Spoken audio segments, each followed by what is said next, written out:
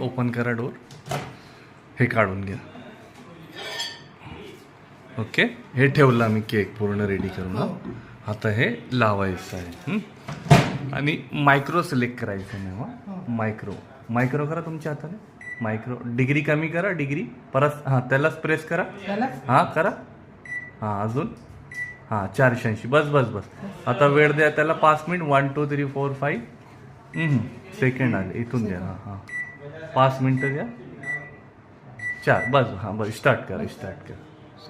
हां हे 4 मिनिटला माझा हे आता आपला केक पण रेडी झाला बघा आता. हां हे बघा पूर्णपणे रेडी झाला. इस्पंची पण झाला, साईड पण सोडला आणि मातीचे पॉटला केला आपण, कुल्हड केक केला. हे बघा आता कोरडा निघून राहिला.